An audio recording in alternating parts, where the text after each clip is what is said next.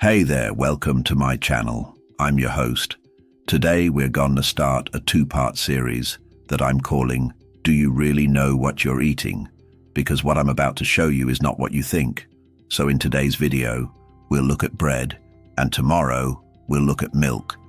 So which of these do you think is the healthiest? I've got bread from all over the place. One from Switzerland, one from Texas, and a bunch from California.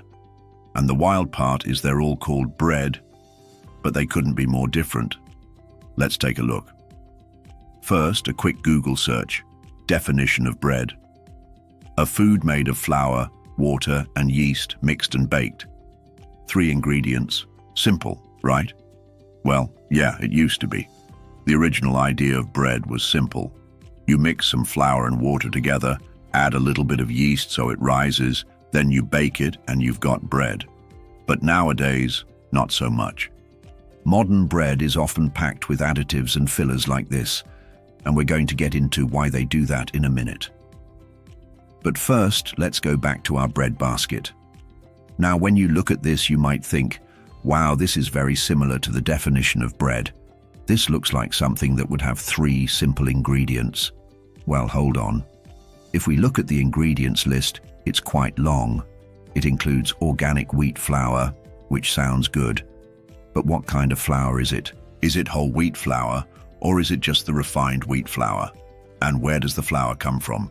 Is it local, or did it come from across the country, or even across the ocean? And next, we have canola oil. But really quickly, canola and rapeseed oil are the same thing. Canola oil is just rebranded rapeseed oil because canola doesn't have as negative of a connotation as rapeseed does. I mean, who wants to eat rapeseed, right? So they just call it canola instead. But either way, it's an oil seed that has been heavily hybridized, grown with chemical fertilizers and pesticides, then solvent extracted to get the oil out. Then we have organic cane sugar. Sounds like it comes from sugar cane, but in reality, this is just plain old white table sugar. And why would there be sugar in bread?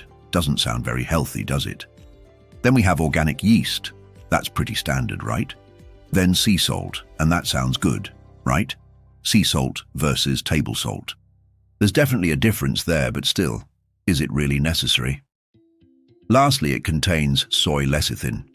Lecithin is a combination of several different compounds, but it's mainly known for its emulsifying properties, meaning it can combine things that normally wouldn't combine, like oil and water.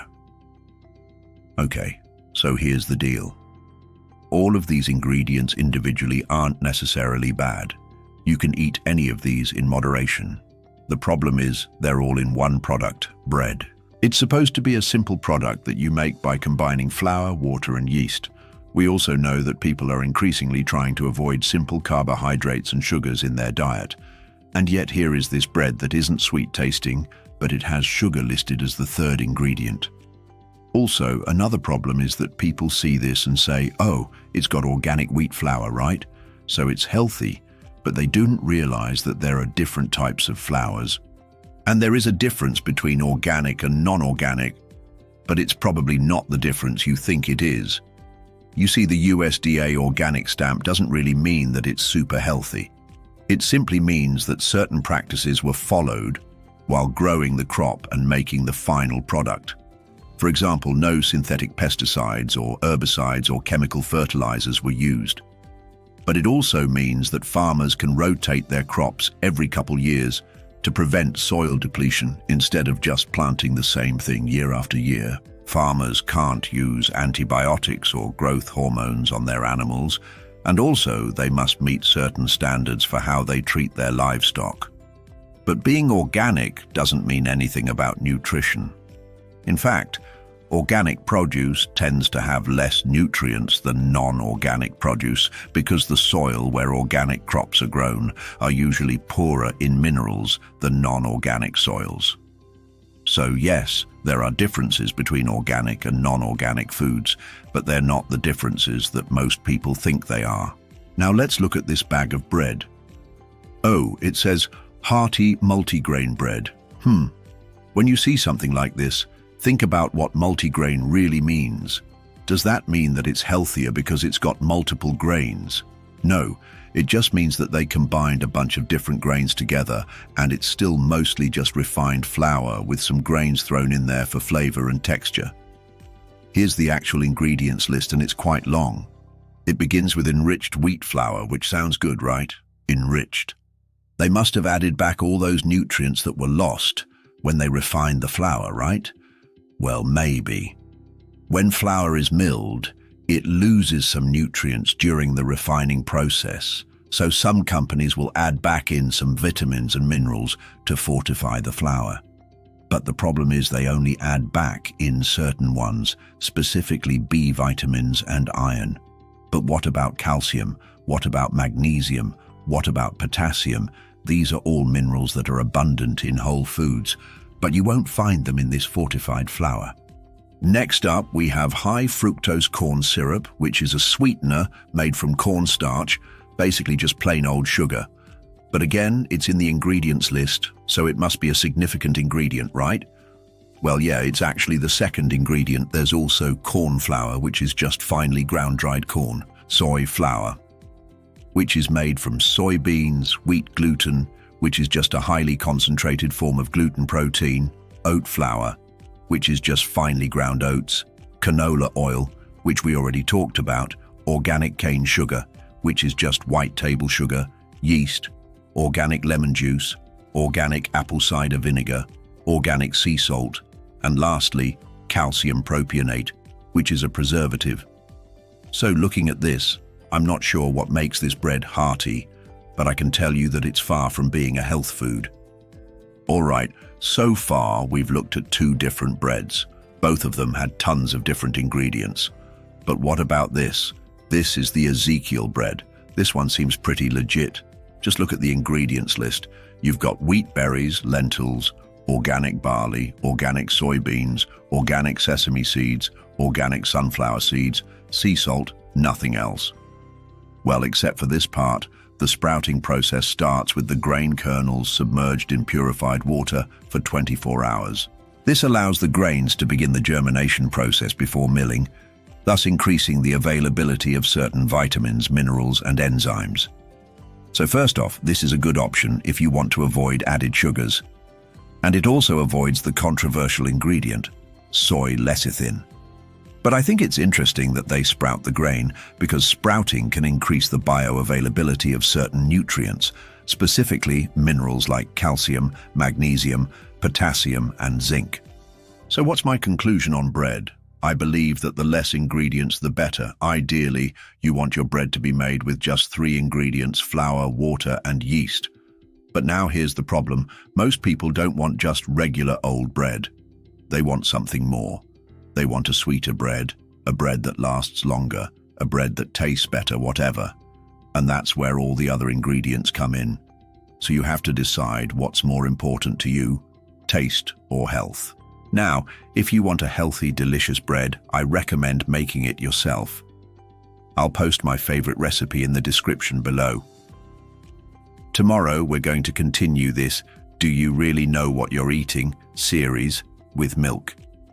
You'll be surprised at how confusing milk labels can be. Speaking of which, if you haven't subscribed, I recommend subscribing to stay updated. Now let's talk about the second point, which is this idea that the healthiest bread might be the one you'd least expect.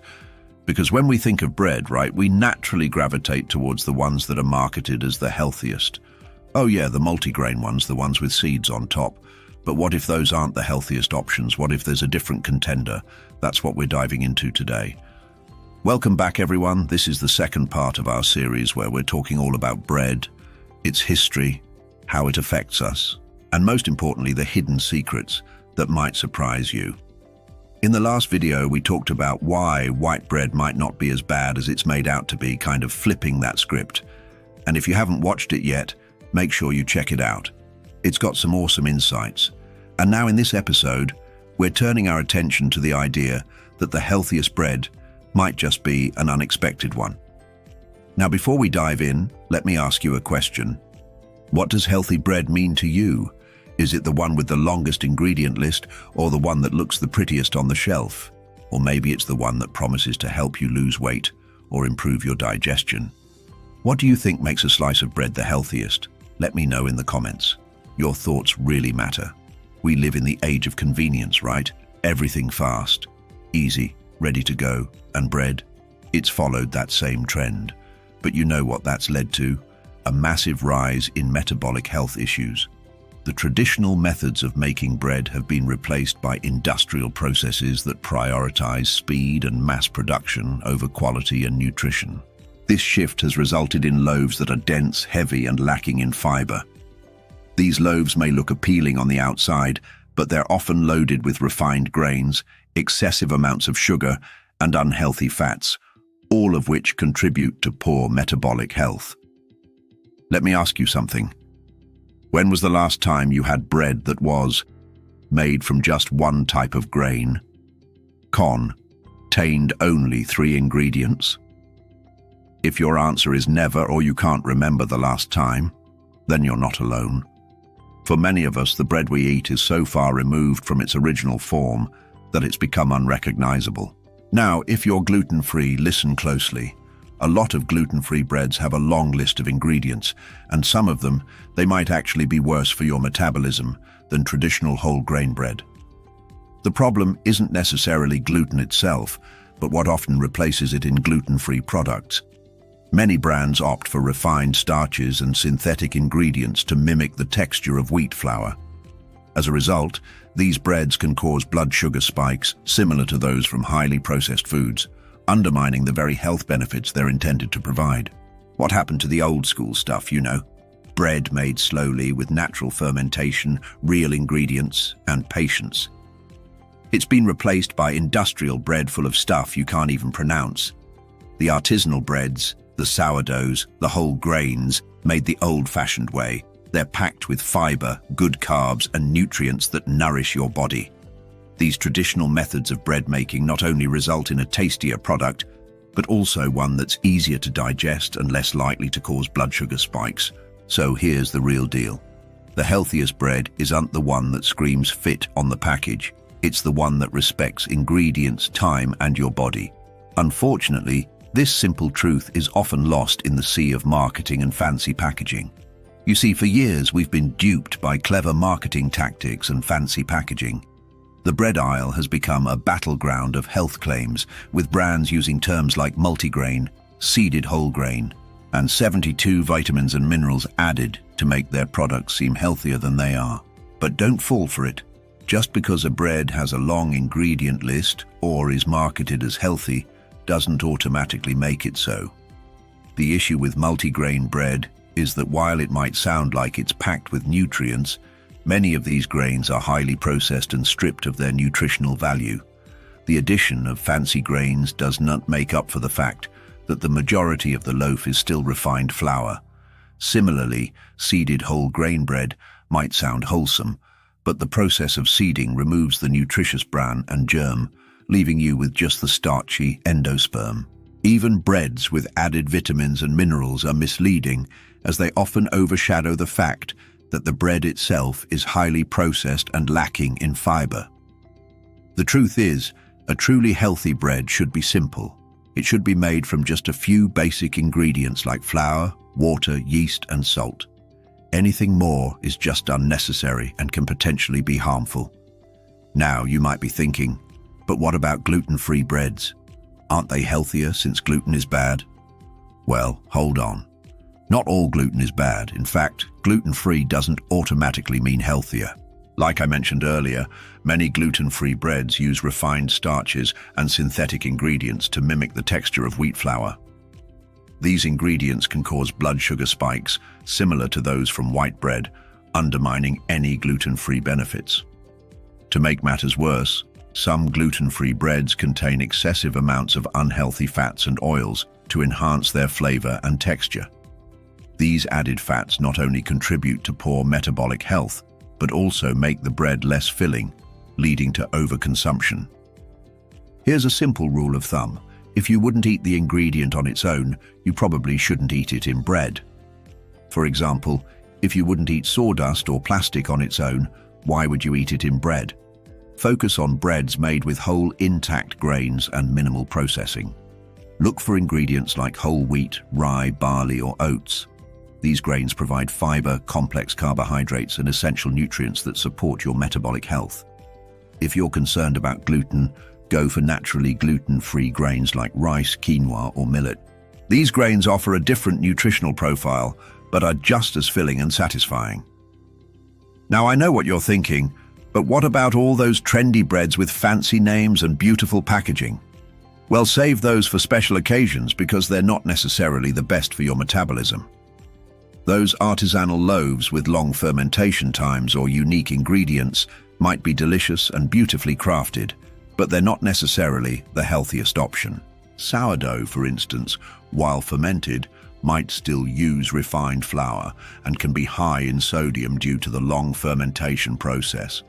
Similarly, those seeded whole grain breads, while made with whole grains, might still lack the fiber and nutrients of unseeded whole grains. And those seeded whole grain breads, while made with whole grains, might still lack the fiber and nutrients of unseeded whole grains. Pretty packaging and fancy names don't automatically make a bread healthy, so don't be fooled by the hype. Instead, focus on the ingredients. Are they whole, unprocessed, and minimally refined? And finally, let's talk about the ingredient list. If it sounds like a science experiment, it probably is. Avoid breads with long ingredient lists full of hard-to-pronounce ingredients. These ingredients might sound impressive, but they often don't provide any real nutritional value. Instead, they're usually fillers, binders, or artificial additives that serve no purpose other than to enhance the bread's texture, appearance, or shelf life. Here's a fun little trick. If you can't find the ingredient in the bread itself, like the seed or the fruit, it's probably not a good idea to eat it in your bread.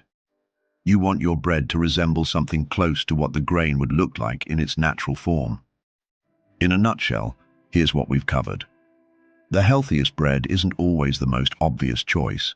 It's the one made with minimal processing and refined grains.